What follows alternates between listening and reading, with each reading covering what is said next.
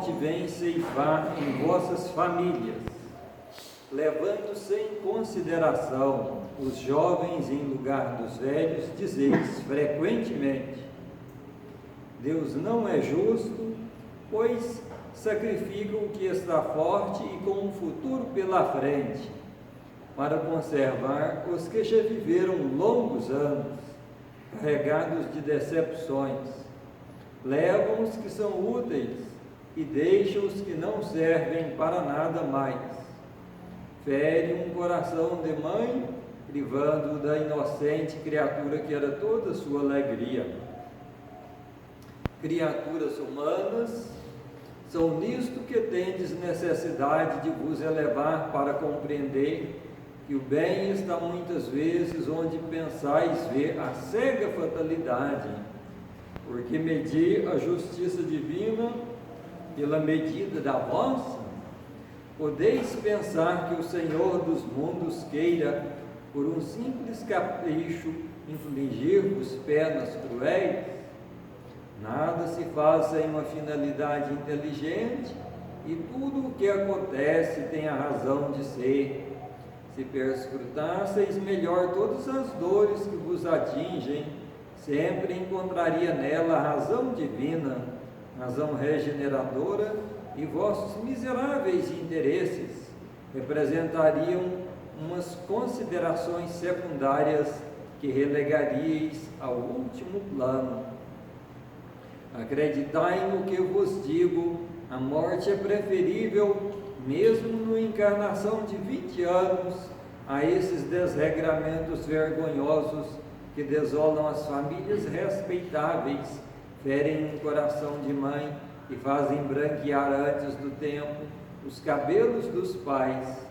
A morte prematura é quase sempre um grande benefício que Deus concede ao que se vai, sendo assim preservado das misérias da vida ou das seduções que poderiam arrastá-lo à perdição. Aquele que morre na flor da idade não é uma vítima da fatalidade, pois Deus julga que não lhe será útil permanecer maior tempo na terra. A leitura é muito longa, não vou ler todo o capítulo não. E ela vem a propósito da data que nós comemoramos no Brasil ontem. Eu falo no Brasil porque eu não tenho certeza se essa é uma data mundial ou não. Acho que é uma data bem nossa mesmo, brasileira, de finados, né? Sei que outros países têm datas para comemoração semelhante também, mas não necessariamente neste mesmo dia. E a leitura, na verdade, fala essencialmente da morte prematura. O que seria morte prematura? Aquela em que o filho desencarna antes dos pais. Desencarnação de uma criança, de um jovem, ou mesmo de um adulto, que às vezes volta para o plano espiritual antes de que alguns jovens da família voltem, de que alguns conhecidos. E o Evangelho fala aqui que é muito comum o questionamento, de por que justiça que tem nisso, por que deixar eu velho, doente, cansado, desanimado, e levar o mais jovem que podia ficar para ter uma carreira, né? Para ter um futuro brilhante pela frente. E o Evangelho fala que isso é uma visão estreita. Pensar num futuro brilhante aqui, para nós, tem sua importância. Não é de se desprezar o valor das experiências que todos nós tivemos, temos agora ou teremos no futuro, ter uma posição terrena brilhante, talvez na condição de um pensador respeitado, né? Hoje em dia tem aí digital influencers, ficam famosos, riquíssimos, e realmente influem no pensamento e até no destino de milhões. Influem mais do que eles imaginam e se comprometem com isso mais do que pensam. Se comprometer, não é? Pode ser também uma carreira brilhante na medicina, como um grande cirurgião, um dos cientistas que participou no desenvolvimento da vacina. Então há várias possibilidades do Espírito encarnado receber de Deus a permissão e a oportunidade para ter uma posição brilhante no mundo, e tem a sua importância. É necessário que alguns espíritos bem qualificados, bem fundamentados, já com uma certa evolução anterior, muito maior do que a nossa, da maioria, possam experimentar o palco da fama, do talento, da ciência, do poder, da riqueza, e possam trazer com isso a sua contribuição para o desenvolvimento da ciência, da filosofia, das leis, dos costumes. Inclusive alguns deles contribuem para a evolução das sociedades através da falência deles. É possível alguém muito famoso, rico, influente, poderoso, cair num verdadeiro vexame público, cometer erros terríveis, terminar em situação degradante e mesmo assim contribuir para a evolução da sociedade em que vive, porque serviu de exemplo daquele rumo que não deve ser seguido, daquela conduta que não deve ser copiada, imitada. Acaba sendo utilizado pela providência para fazer o progresso social. Então tem a sua importância isso. Contudo,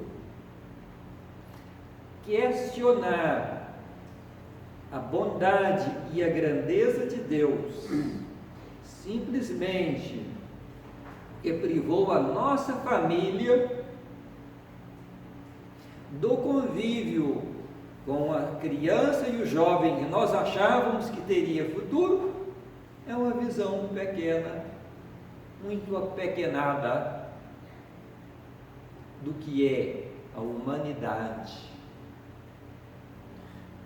O Espiritismo nos deixa muito claro que a humanidade não é só nós, os 7 bilhões de encarnados no momento na Terra,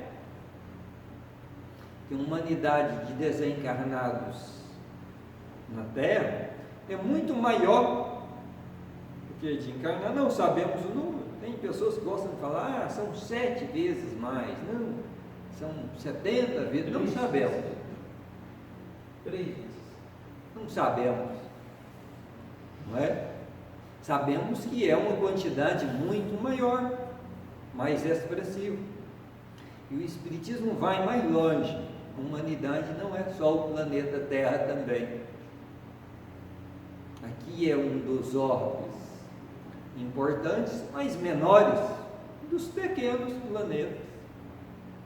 E nos fala que todos os orbes são habitados por formas de vida, muitas vezes superiores à nossa, que não temos nem capacidade de entender ainda.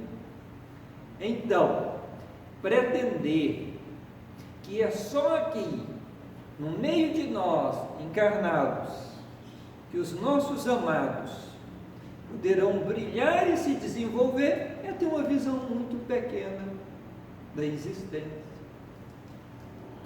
É claro, o coração fica dolorido, o sofrimento é enorme, a saudade é indescritível, não é? Os filhos que já não têm os pais mais encarnados, que não podem visitar a casa do pai e da mãe no fim de semana, sabe o que é isso? Enquanto eles estão aqui conosco, a gente não tem a exata compreensão do tamanho da falta que nos farão. Não temos. Depois que se vão, a gente fala, nossa, é muito maior a falta, hein? Não é possível ser explicada essa falta para outros filhos que ainda têm o pai e a mãe encarnado aí e está reclamando deles. Está procurando defeito. Está relembrando mágoas, erro, falha. Porque minha mãe há 40 anos atrás, não é? Não quis fazer uma boneca de pano para mim. E depois que não tem a mãe mais, vê que a boneca de pano não valia nada. Então, nós sentimos a falta deles, sim. Eles nos são muito importantes. No entanto, precisamos entender que foram chamados para uma situação da vida ainda mais importante do que essa. Outro dia recebi o questionamento, mas então para que um renascimento tão curto desse, tão pequeno? Ora, muitas respostas podem ser dadas para isso. Por mais que tentemos, nós não conseguiremos compreender a providência, a inteligência divina. Fora do nosso alcance. Nós podemos conjecturar que é para completar uma experiência kármica que ficou incompleta de vidas anteriores, ou veio só para servir de exemplo no meio familiar que vivia por algum tempo, ou então foi chamado de repente porque tinha uma outra tarefa melhor para ele. Não vamos saber. É inútil tentar achar a resposta para isso. Mas uma coisa nós podemos saber: e aqueles que ainda estão aqui, com os quais ainda convivemos, e que é tão difícil de conviver bem, tão difícil. Então, se nós desenvolvemos na consciência a ideia de que não sabemos se amanhã teremos ele do nosso lado mais, ou se estaremos aqui para conviver com eles em corpo físico mais amanhã, porque pode ser a nossa vez de partir. Então, ao desenvolver essa consciência, nós vamos conhecer o outro lado da moeda, que um lado é a falta dos que se foram, e o outro lado é valorizar os que estão aqui.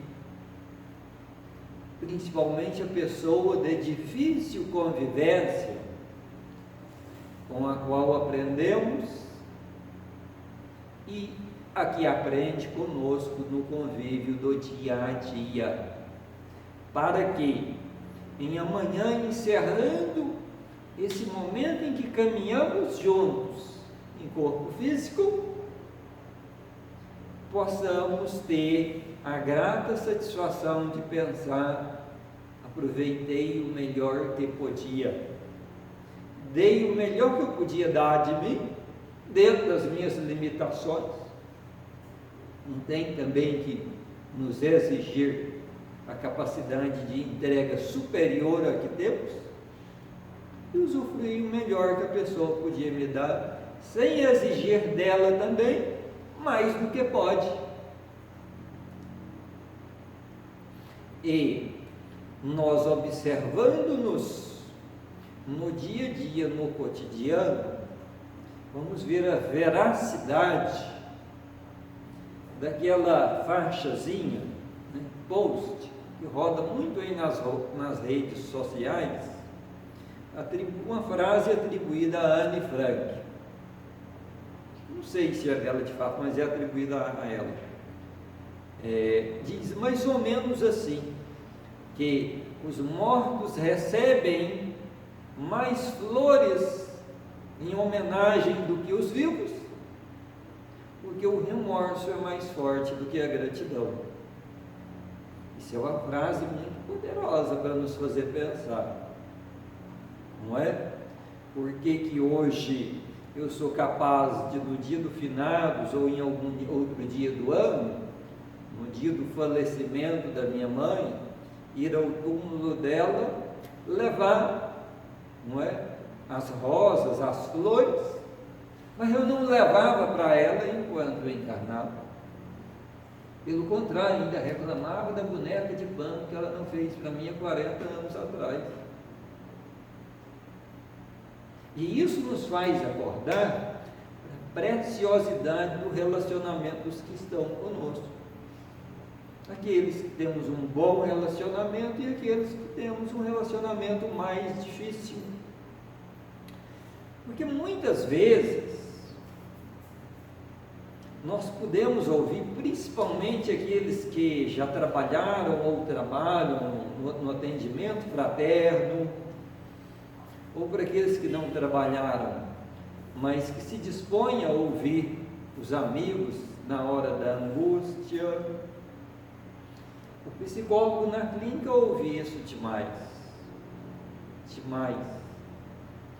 O arrependimento por não ter sido uma pessoa tão boa quanto gostaria de ter sido, para o fulano, o Beltrano, que não está aqui mais. O sofrimento do remorso.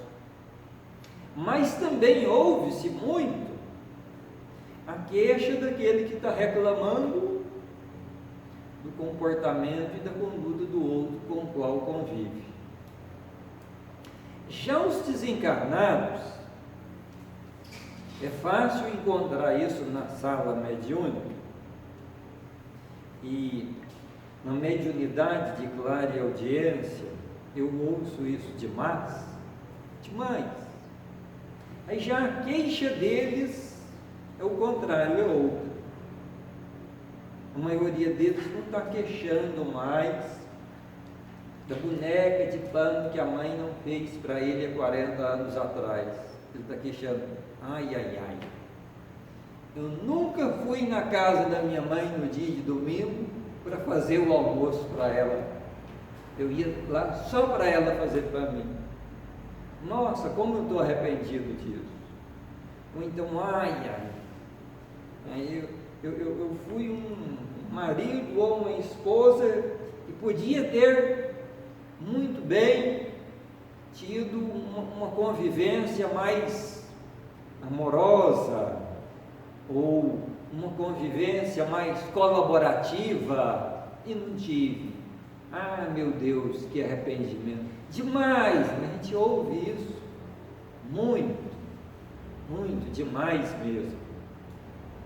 Então, todas essas reflexões existenciais nos podem fazer muito bem no dia a dia, no convívio, principalmente quando estamos passando por fases na vida em que a convivência com alguém, ente querido ou não tão querido assim, está difícil, está áspera, está amarga, está dolorosa, e chegamos muitas vezes a desejar e até pedir a Deus o afastamento daquela pessoa que nos incomoda.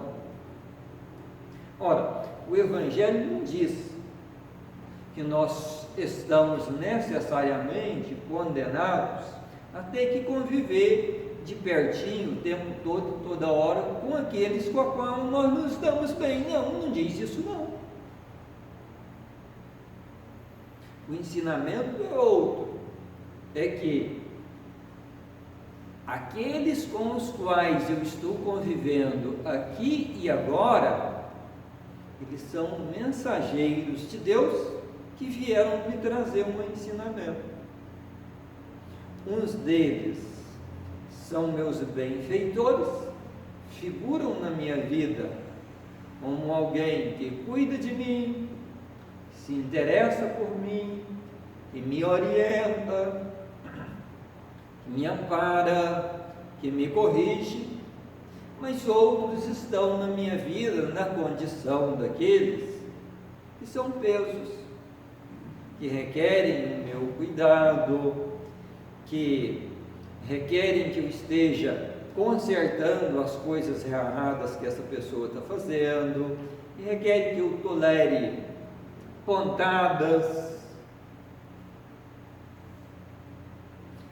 Então, cada um de nós vai ter no seu caminho a convivência no lar, no local de trabalho, até na comunidade religiosa, pessoas que vêm para ser nossos mestres na condição de benfeitores, mas pessoas também que vêm para ser nossos mestres na condição de malfeitores, entre aspas. Entre aspas, porque o Espiritismo nos ensina que até mesmo o mal que nos fazem intencionalmente, o prejuízo que nos provocam intencionalmente, se bem recebido com sabedoria para servir para a nossa evolução, mais tarde se revela um bem, mais tarde se revela um benefício. E já agora, talvez nós não consigamos ver isso, não é fácil. Ver na figura de quem nos trata mal, alguém que pode nos estar a ensinar alguma coisa, que pode estar nos dar uma oportunidade evolutiva. Não é fácil ver isso. Não é fácil ver na figura de que alguém nos provoca um prejuízo material e ver na figura dessa pessoa alguém que nos serve de mestre e nos ensina alguma coisa. É muito difícil fazer esse exercício. No entanto, só de nós termos a consciência de que um dia, lá na vida espiritual de volta, terminada essa jornada aqui, nós vamos compreender que precisávamos ter passado pela experiência do prejuízo, do ataque e de praticarem mal conosco para evoluirmos. Precisávamos disso para evoluir. E por que necessitamos disso? A resposta é muito simples. Uma das histórias educativas da tradição budista fala de 4 cavalos. O primeiro, aquele que dirige a carroça, o chofer, precisa apenas fazer um sinal sonoro, qualquer. Sei lá, por exemplo, vai. O cavalo vai. E puxa a charrete e faz o que tem que fazer. O segundo não. Ele já não necessita apenas disso. É necessário balançar das rédeas para ele despertar e começar a fazer o seu trabalho, a seguir em frente, a evoluir. O terceiro, pior ainda, ele vai precisar de uma lambada, uma chicotadazinha daquelas que fica vermelho o couro aí, e vai, preguiçoso, daqui a um pouco, uns 15 minutos, outra, mas o quarto nem isso. O quarto só vai vencer a resistência de seguir em frente no caminho da evolução depois de muita lambada que lhe arranque o couro. O nosso processo evolutivo multimilenário é assim. Nós temos algumas deficiências, precisamos deixá-las para trás e seguir em frente no processo evolutivo, e poderíamos atender com um simples chamado, mas não atendemos. Depois poderíamos atender mediante um pequeno dissabor, pequeno prejuízo, e não atendemos. Futuramente poderíamos atender através de um conflito, uma dificuldade, uma decepção qualquer, e não atendemos, continuamos sem seguir em frente para evoluir, parados, recusando a seguir em frente. E é aí que vem as grandes dores, as grandes decepções, as grandes provações, para nos fazer movimentar naquilo que de outro modo nos recusamos a fazer até hoje. E a perda dos entes amados, as mortes prematuras, são um desses tipos de chibatada que nos levam dolorosamente para frente no caminho de evoluir. E ir para frente no caminho de evoluir, meus amigos, não se confundam, não se enganem, não tem nada a ver com movimentar corpo físico. Uma pessoa pode sair daqui do caminho da paz e achar que não é uma boa comunidade para comungar e ir para um outro centro, e não seguiu em frente, não evoluiu, porque levou os mesmos prejuízos interiores dele para lá, para outra comunidade, onde vai continuar insatisfeito. Um outro vai mais longe, ele vai até mudar de religião, vai para uma outra igreja abençoada também. Um outro mais radical ainda vai mudar de país e não seguiu em frente, porque não se trata de movimentar o corpo físico. Seguir em frente no caminho evolutivo é outra coisa, é fazer uma modificação na nossa atenção, na nossa percepção do que é essa vida, do que é este mundo, de qual é o valor. O Evangelho segundo o Espiritismo, em algum momento, compara o nosso mundo material aqui, a Terra, àquele monturro de terra das formigas. Já viu? Aquele monte de terra que as formigas fazem quando está cavando o formigueiro, traz a terra ali para fora, forma aquela montanhazinha.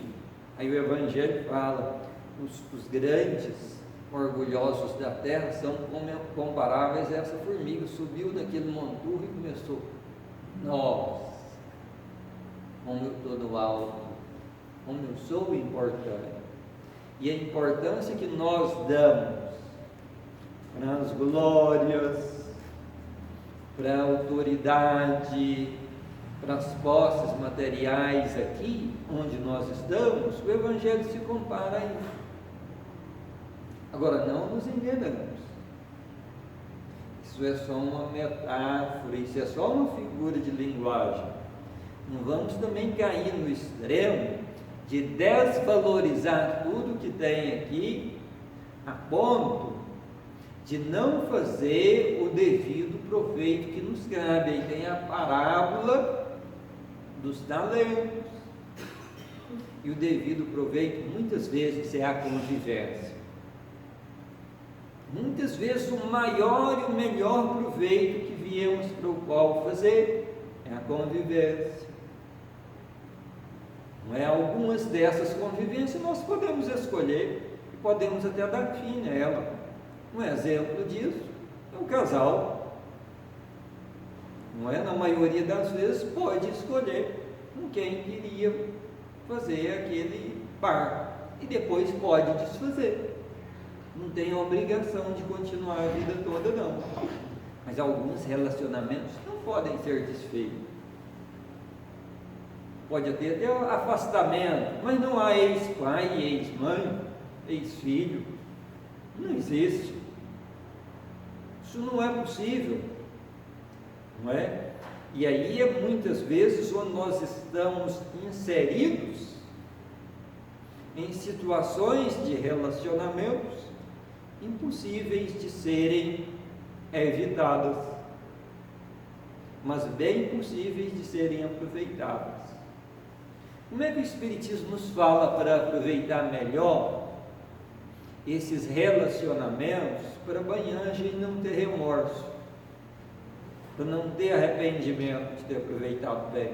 O que ele nos fala? Para sermos cordeirinhos, aceitarmos tudo quanto é tipo de desaforo e de abuso dos outros, de cabeça baixa, e não impor limite?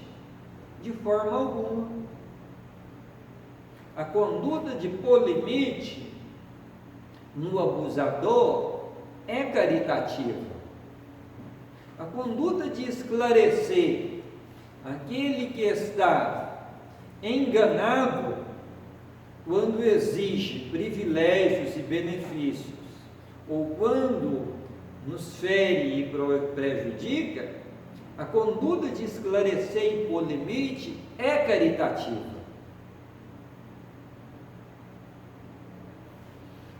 O Evangelho, quando ele fala de o argueiro e a trave do olho, ele não nos está proibindo de observar a conduta alheia, avaliar e verificar que ela está errada, que ela é danosa, que ela é prejudicial. Não está proibindo disso.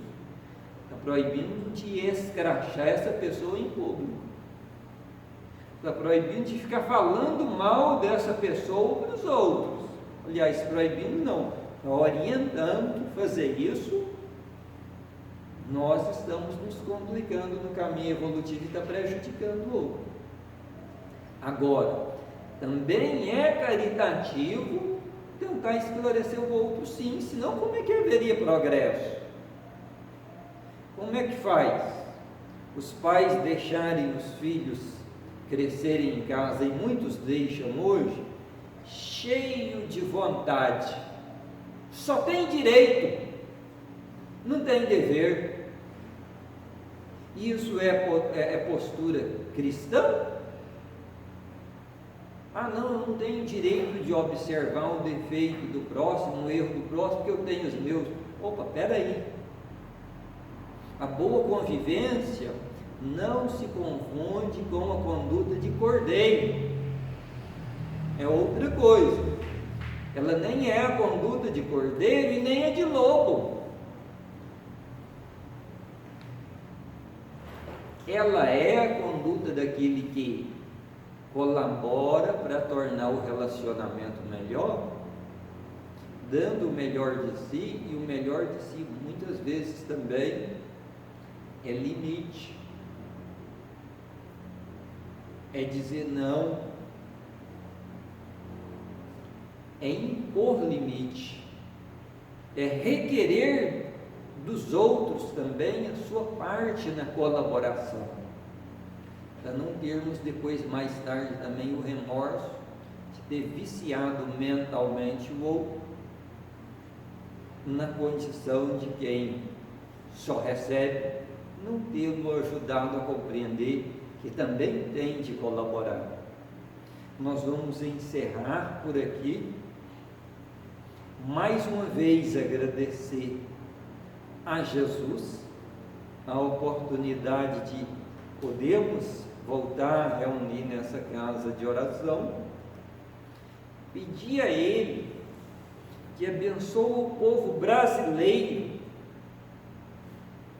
para abandonar de vez a prevenção, a resistência contra a vacina e ir vacinar, para sairmos logo dessa situação que já deu o que tinha que dar. Não precisa ser assim mais, já temos o recurso para sair disso.